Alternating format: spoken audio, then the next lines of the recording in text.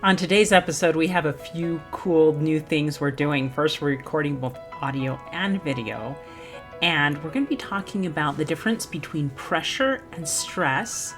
And I have a guest that's on today, and she's going to teach us 3 different breathing techniques to help us relieve and reduce stress. Stay tuned. Welcome to Stories of Hope in Hard Times, the show that explores how people endure and even thrive in difficult times, all with God's help. I'm your host, Tamara K. Anderson. Join me on a journey to find inspiring stories of hope and wisdom learned in life's hardest moments. Hello and welcome to another episode of Tamara's Takeaways. I'm your host, Tamara K. Anderson, on the Stories of Hope in Hard Times podcast. And today I have an extra special treat for you, because usually I just do a takeaways episode all by myself. But since my last takeaways episode was all about stress, I've been researching some more amazing stress relieving techniques because I feel I need it. And I know everybody else probably does too. And so because last week's episode was my interview with Katy Willis, I thought it would be so fun to bring her back on today because she has some specialties that she's willing to share with us. And the cool thing about Katy is she has such a huge and broad background. She not only is a nurse, but she's also a certified Kundalini yoga instructor.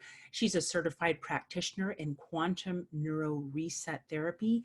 And she is also a Christian. And so what is cool about this is she can kind of give us a Christian's take on breathing and yoga, which I love yoga, but I don't know as much about it as she does. So Katy, thank you for being with us today.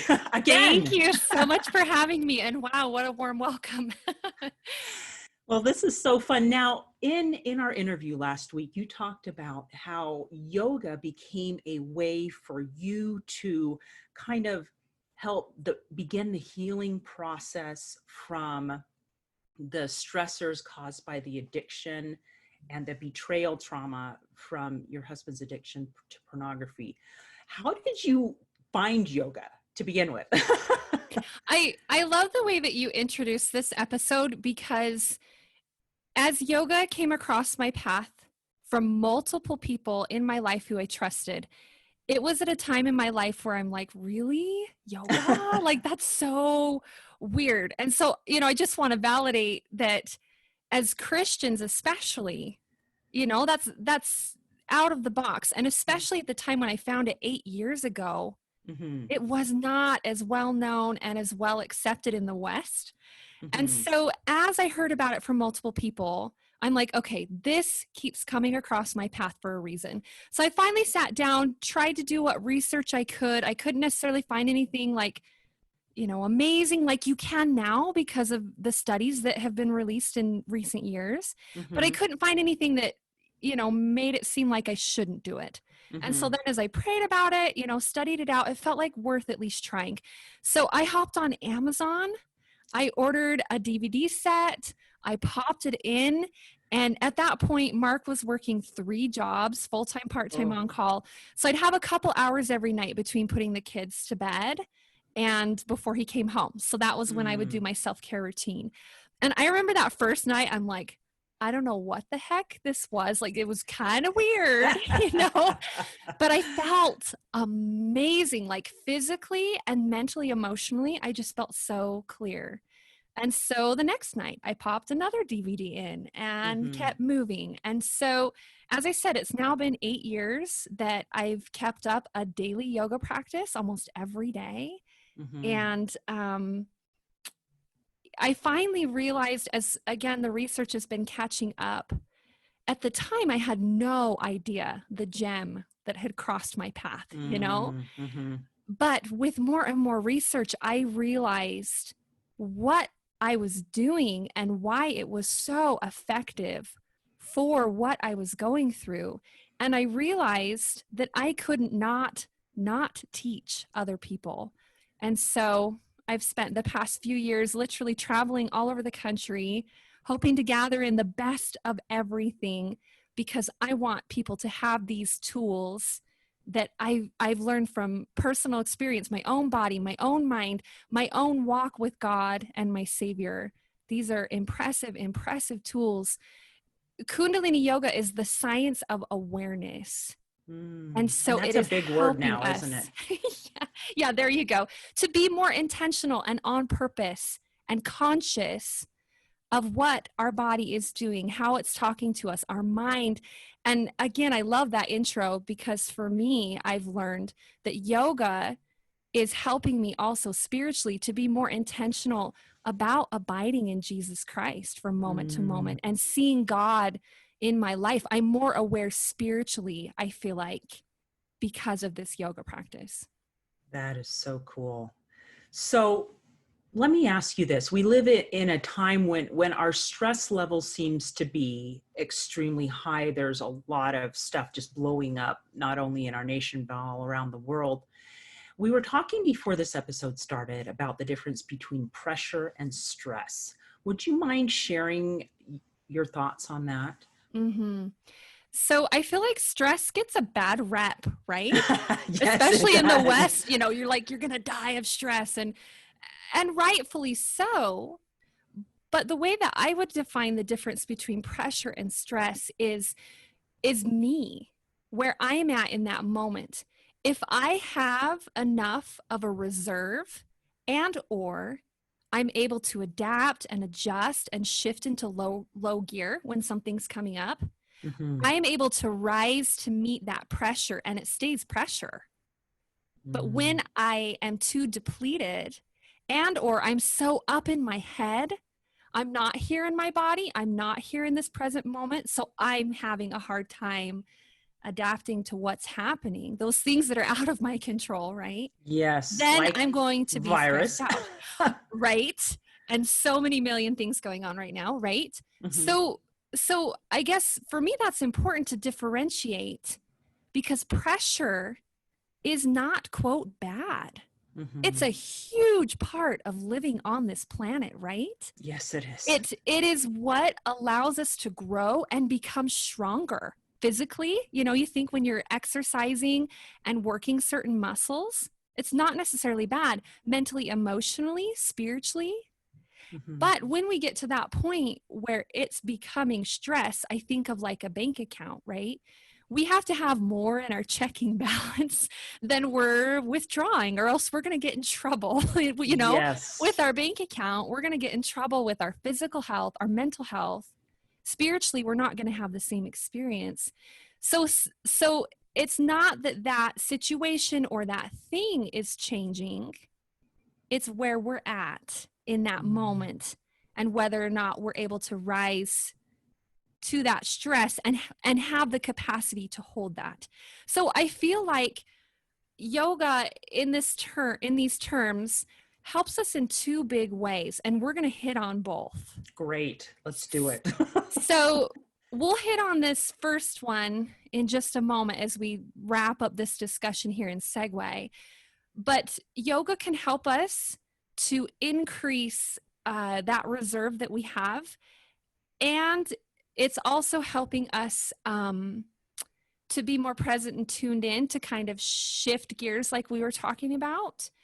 And we will play with that in a few different breath exercises so that you can experience what it's like. One of my trainers said something that to me was just so true and so profound. His name is Siri Marka, and he said, the mind only surrenders to the breath. So when we change the way that we are breathing, or even just tune in and notice our breath, that can slice right through all of the mind games or the things that keep us stuck in our head. The breath has the power to shift our mood. And, even in a few intentional breaths, certainly within 3 minutes of breathing in specific ways. And different breaths create different shifts. Some are more energizing, some are more calming and soothing. So we'll play with a couple different breaths. That will be great. Great. And the second way that yoga can help us to kind of manage stress, if that's maybe the way we want to label it, is by approaching yoga in a lifestyle way. So the way that I would describe that is every morning I unroll my yoga mat. I take that time really gathering into myself. I'm tuned in. I'm aware. As I'm moving my body, I'm noticing the ways that my body is talking to me. And emotionally, mentally, I'm listening. For me, I feel like the way I experience emotions, it's such a bodily experience for me. Oh, it's true. Right? So I'm tuning into all of that and I'm observing my body. And for me, when I'm on my yoga mat, this is a safe space for any emotions that maybe are starting to build up or any unhealed parts of myself to kind of surface and come up. And the way that I would describe it as well is I am able to go in and touch those places that are beyond the reach of words, okay? So I'm having this practice on my yoga mat. I roll up my mat. I put my yoga mat away, but I have the choice to continue living yoga for the rest of my day. So what that means to me is I might notice similar emotions coming up during the day. And because I dialed in and tuned into my body and into myself, I'm going to be able to rise and meet that pressure and keep it pressure, right? Because I've got this reserve. I'm in the zone. I'm aware.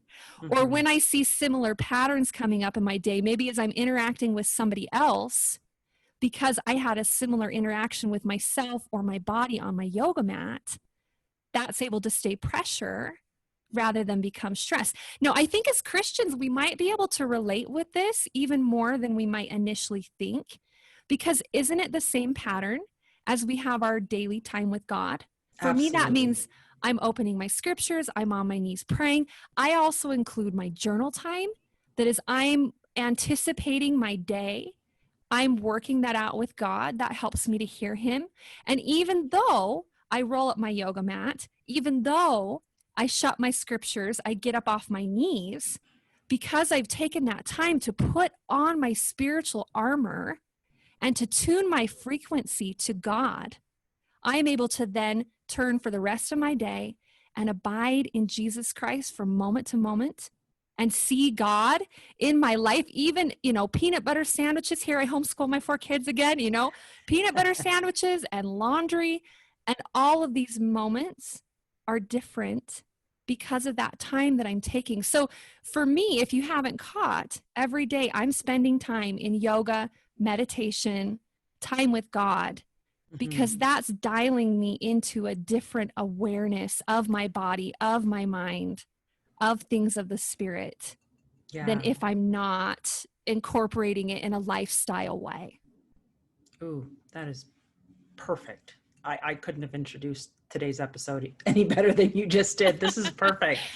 So we thought that the best way to kind of introduce us to yoga was to have Katy teach us a few breathing techniques, because this is technically a podcast. And even though I am doing a video recording of this, it's easier to apply breathing techniques if you're running or if you're walking or if you're folding laundry, whatever you're doing while you're listening to this podcast, it's easy to pause and to try a breathing technique. So Katy, why don't you share with us some of these cool breathing techniques and how we can, and what they're for and how we can use them and when we can use them. Great. So the first one that we want to focus on is long, deep breathing.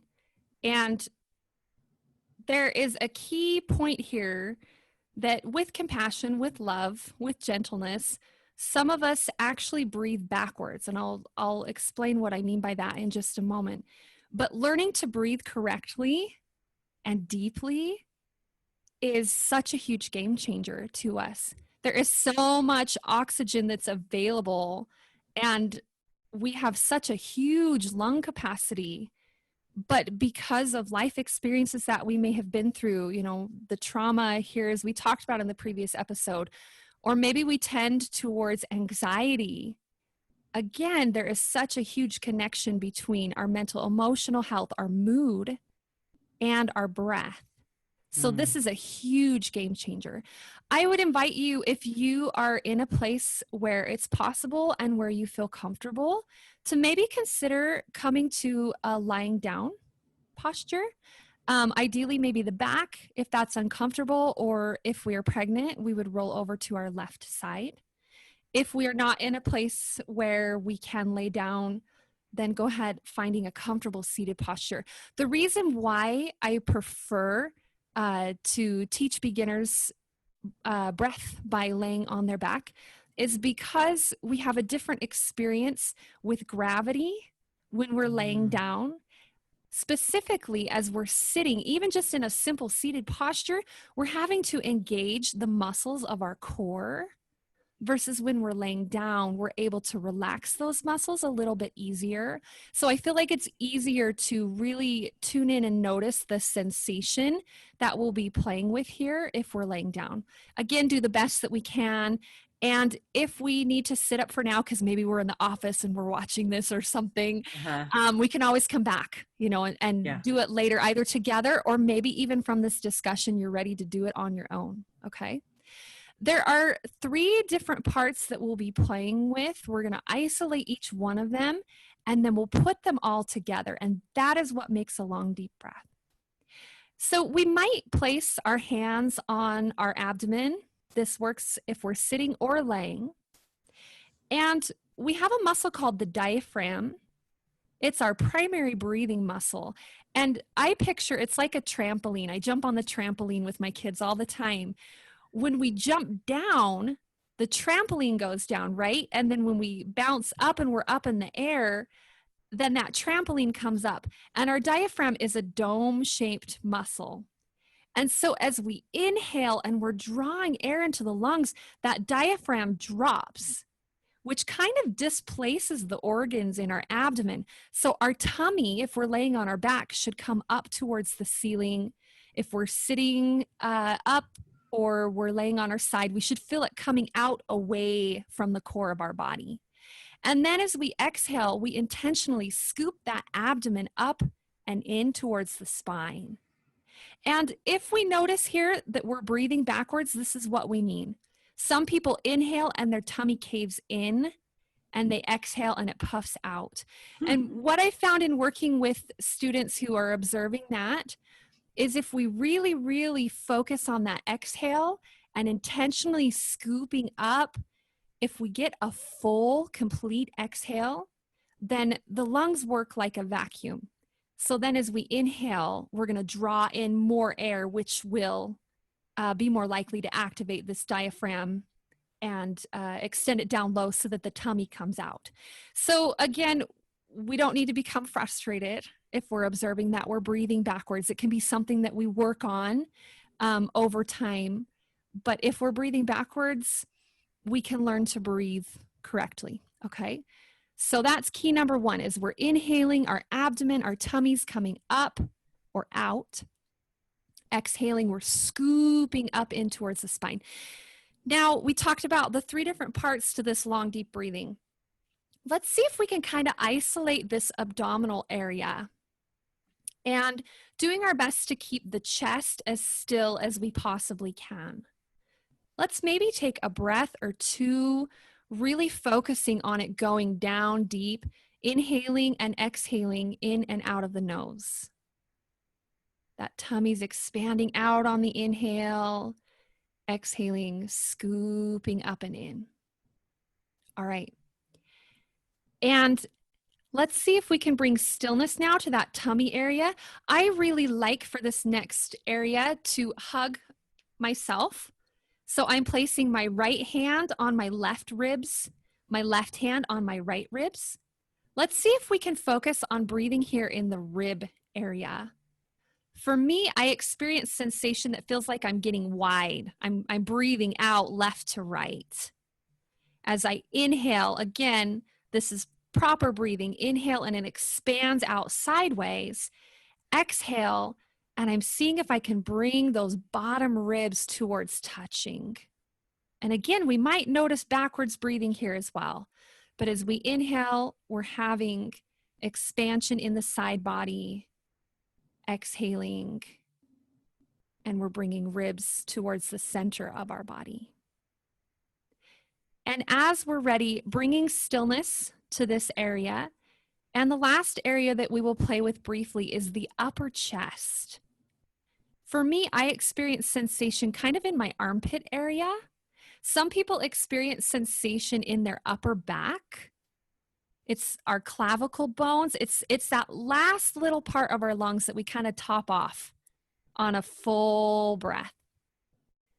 And for me, when I'm breathing in this upper chest area, my breath rate is more rapid. It's more shallow. And so as I've learned to pay more attention to my breath and my body, when I'm experiencing anxiety, this is typically how I'm breathing, is just shallow, shallow, shallow. So let's plug the three all together like we talked about. Inhaling, breathing down into that belly area, expanding now out sideways, and now topping off in the upper chest. And as we exhale, we'll exhale first from the upper lungs, then the middle rib cage area, and then finally scooping our belly up and in towards our spine.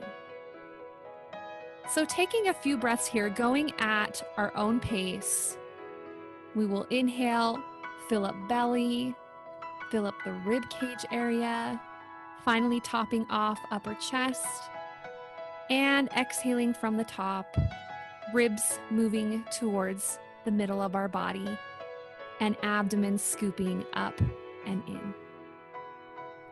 And if we are sitting, or as we play with this in our office chair later on, if we're maybe laying down right now, for me, I experience more sensation in my low back when my core muscles are engaged, holding me in a seated posture. So we might be noticing that area. And when we are doing our yoga practice, we can't do long, deep breathing because, again, our core is engaged. So we would be focusing that deep breath down into the low back. That's called a yogic breath, so that we're able to use the core and hold into the different postures.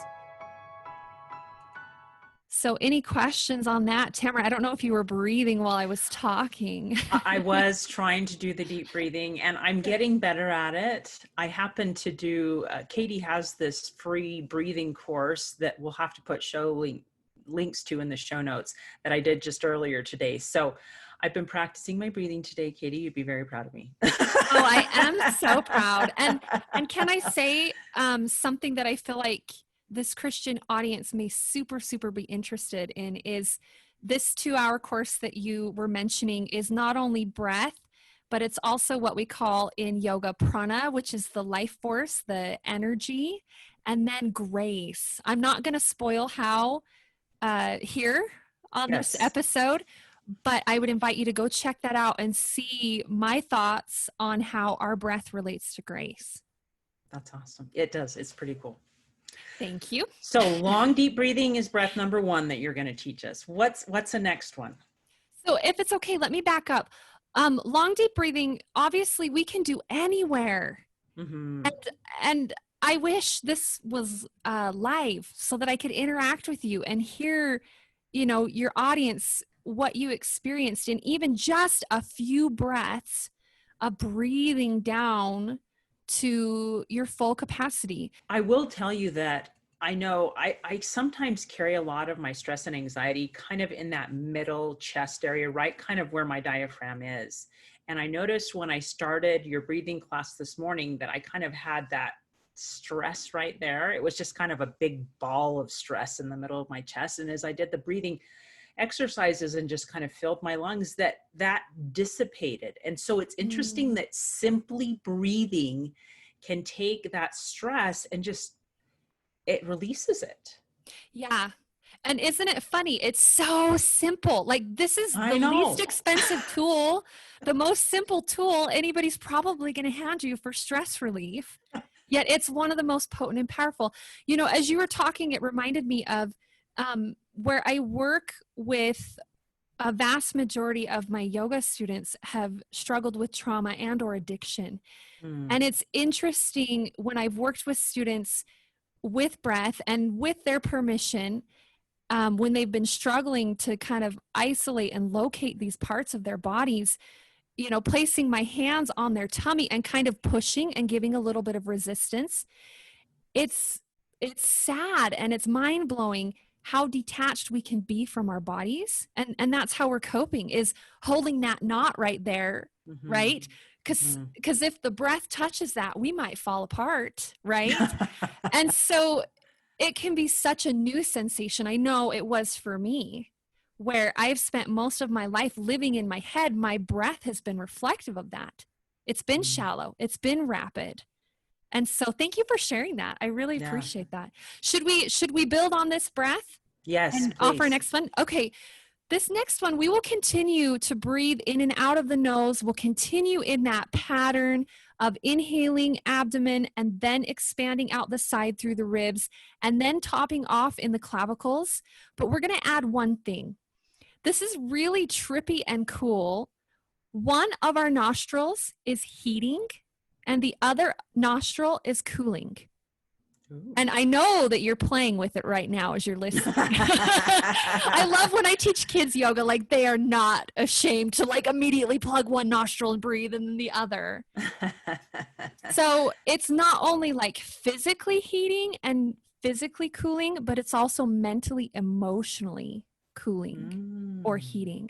So if we take our right thumb, plugging up our right nostril, and now we are only breathing in and out of our left nostril. Now, sometimes one nostril might feel a little bit more plugged than the other. It's interesting. We naturally shift from breathing primarily through one nostril and then the other. I think it's like every 90 minutes to 2.5 hours, if I'm remembering right. We switch. And it's interesting when you think about your day. Don't we have times of the day where we're more energized and we're more go-getter, and then other days where or other times during the day where we kind of slow down and it's more calm?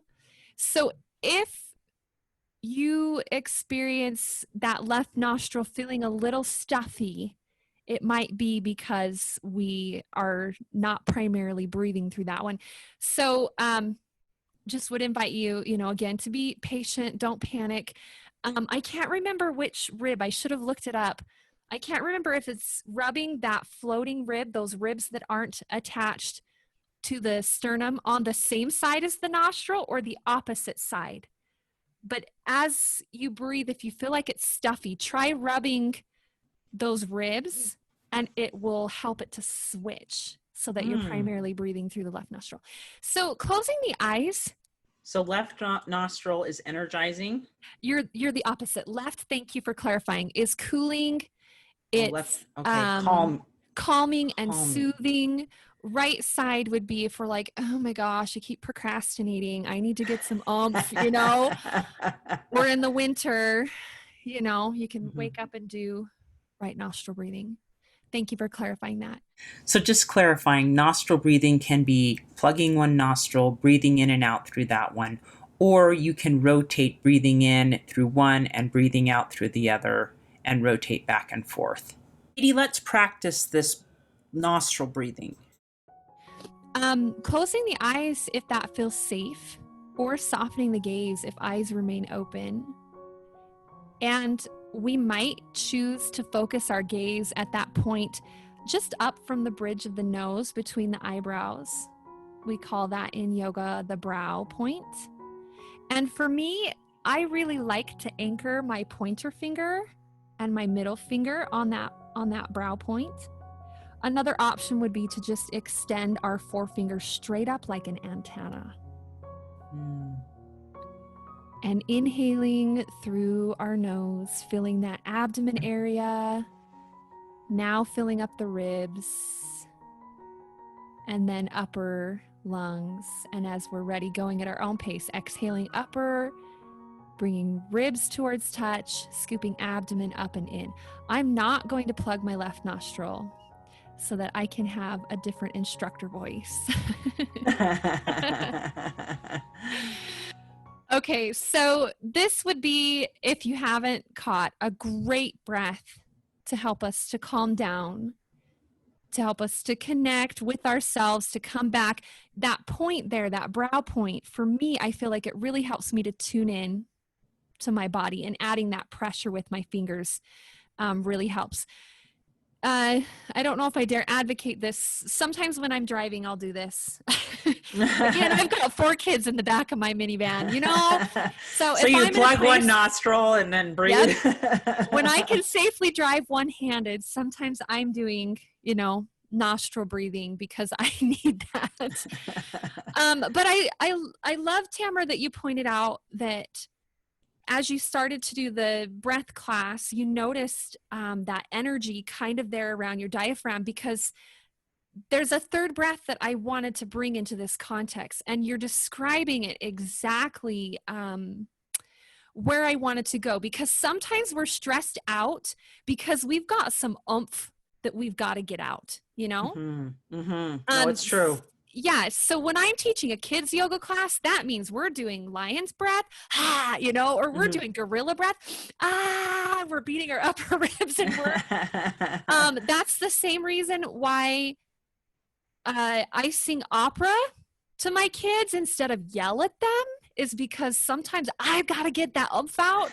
So instead of like, pick up your toys, I'm like, pick up your toys, because I got to get that oomph out, And so sometimes that's actually what we need to keep that pressure, rather than like, we've got this knotted up, oomph down there to get out. And instead we're trying to do this long, deep breathing, and that might not be hitting the spot. Yeah. So this breath is what we call victory breath. Ooh, this sounds awesome. Let's do it. It is awesome. This one can be a really great breath for people who experience anxiety, because it gives our mind multiple things that we have to focus on at once. Okay. So it is a version of what we call segmented breath or stroke breath. And what segmented and stroke breathing is, it means we're breaking the breath up into certain ratios. So there's a lot of different versions of segmented and stroke breath. This particular breath, we will be dividing each inhale into thirds. So we'll sip in a third of the breath 3 times. And then we're also dividing the exhale into thirds. Okay, so 3 little sniffs, 3 little sniffs out. Now we're still doing that long, deep breathing. We're still wanting to breathe down abdomen, ribs, upper lungs, exhaling upper ribs, scooping abdomen up and in, okay? But kind of cool, we can say, breathe into my abdomen on the first sniff, breathe into my middle rib area on the second, and breathe into upper and reverse for the exhale. The other element, we're calling it victory breath because we are thinking the word victory, and we're timing that with the sips as we inhale and as we exhale. Okay, so let's play with this.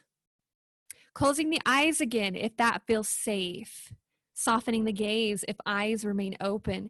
Really taking a moment to check in with our posture. You might still be laying down. For all I know, you still are. So really allowing the ground to hold you. If we're in a seated posture, maybe taking a moment to really root down on our sit bones. For me, it helps to engage that navel, like we talked about, the abdomen, those core muscles, so that it frees up the tailbone to point straight down into the earth. And then I'm able to lift my heart, lift my chest, dropping our shoulders down and back, and tucking the chin slightly back, seeing if we can align the ears over the shoulders. And are you okay if we do this, Tamara? Yes, let's do it. Okay, let's do it. Here we go. In and out of the nose.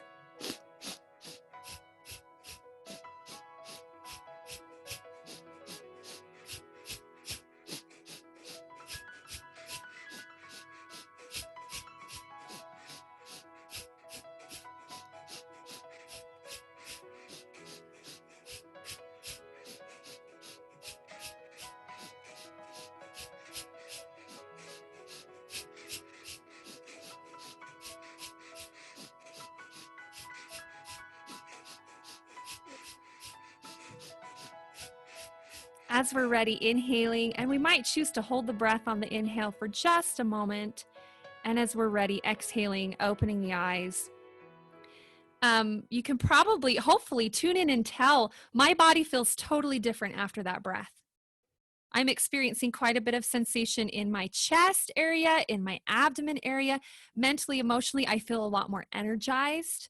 And this is an energizing breath. Tamara, did you have any comments or thoughts that you want to Oh, I share on like that that breath? one. That's awesome. So I would recommend 3 minutes as a great start. I recognize life happens. We may not be able to drop everything and be like, just a second, kids, or just a second, boss, or, some of these breaths we may not feel like we can do, in a public setting. But here we taught you long, deep breathing. You can always do that. And nobody even needs to know that you're like, okay, just a second, I'm tuning into my breath, right? But also, like we talked about, using yoga as a lifestyle. Here I just gave you 3 options that if you did one of these breaths 3 minutes every day, that's life-changing to learn to breathe properly. That is awesome. Thank you so much for being willing to do this. This has just been so, so amazing. And websites, if people are interested in learning more about yoga or about breath, we'll obviously put the link to your class in the show notes, but what else? Okay, so I'm glad that you asked. I found Kundalini yoga as taught by Yogi Bhajan and meditation as my first exposure to yoga. So there are a number of websites that I would recommend where you can find instructions for more breath exercises like we did. There's definitely more in that class that we keep talking about over on my website. Also, these websites would have some meditations and what we call kriyas. They're different exercise sets that create a whole complete experience. So there would be written instructions, there would be videos to any of those. So those could be some really, really great resources for yoga. And Tamara, you and I talked before we started recording. I am aware, but not from personal experience, where I had a different yoga experience. But there are a number of apps that have come across my path, as far as different ones that would help to encourage you with your breathing, like, okay, inhale for 4 seconds, and it has beautiful graphics and it counts to 4 for you. So there would be a number of different apps, that you probably could find that would really, really help you with these types of things. Oh, thank you so much. And there you have it, folks. We have learned so much in just the short time we've been able to spend together. Thank you, Katy, for being willing to share your expertise from years of experience. And thank you for researching this so that not only it could help you, but it now helps us. Thank you for having me today. It's my treat. Hey, thanks so much for listening to today's show. I know that there are many of you out there that are going through a hard time, and I hope you found things that have been useful today as you listen to the podcast. If you would like to access the show notes from today's podcast, visit my website. It is storiesofhopepodcast.com. That is where you'll find favorite quotes from today's episode and shareable memes. And those are fun because you can share them with your friends on social media. You will also find the links mentioned throughout today's episode, so you don't have to remember what those were. And also all the tips that were shared. Sometimes tips are shared so much throughout an episode you forget what were those great things. So go to the show notes, storiesofhopepodcast.com, to look up these fantastic resources. If someone kept coming to mind during today's episode, perhaps that means that you should share this with them. Maybe there was a story shared or a tip that they really, really need to hear. So go ahead and share this episode with them. May God bless you, especially if you are struggling, with hope to carry on and with the strength to keep going when things get tough. Remember to walk with Christ, and He will help bear that burden. Above all else, remember, God loves you.